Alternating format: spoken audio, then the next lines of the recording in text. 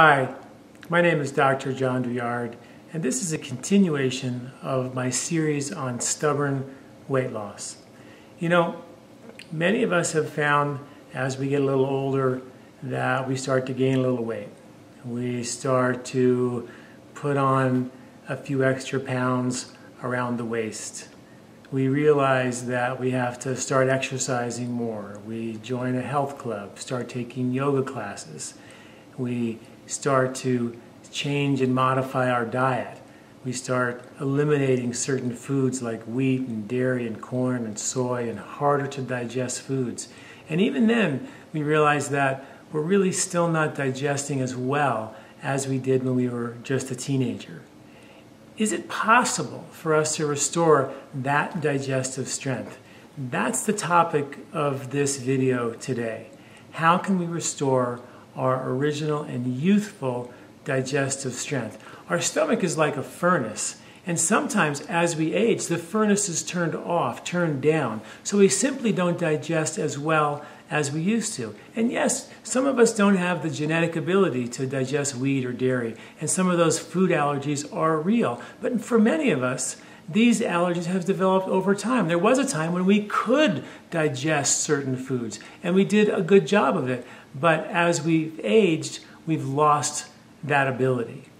How can we restore that ability to make our digestive furnace fire up at 100%? A great question to ask yourself is, at what capacity is your digestive furnace burning? Are you burning at 100% like you did when you were 18 years old? Or are you burning at 30% or 40% or 50% of the capacity that you used to have when you were young?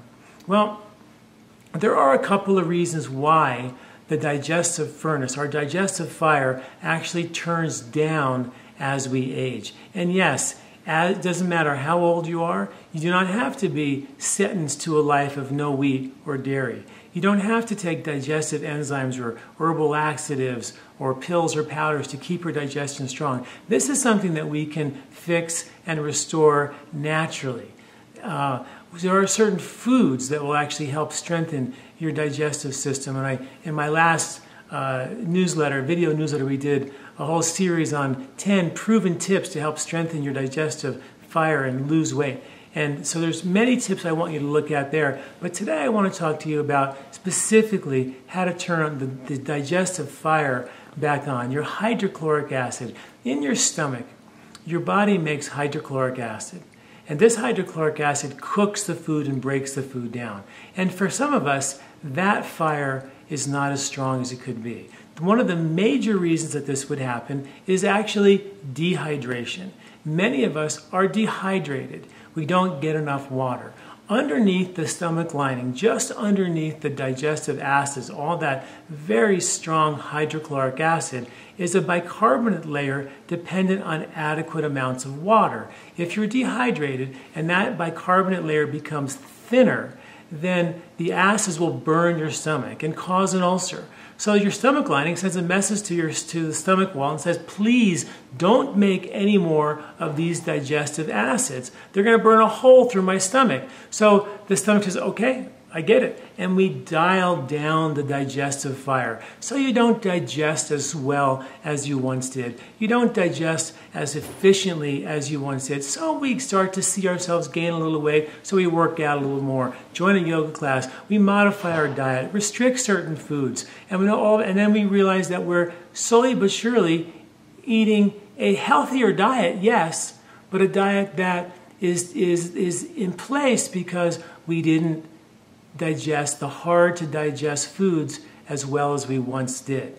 And it's fine to take wheat off of your diet, and you'll probably digest a whole lot better. But have we really solved the problem by taking the wheat or the dairy out of your digestion? Just because you've taken the wheat out, does that mean you digest everything else well?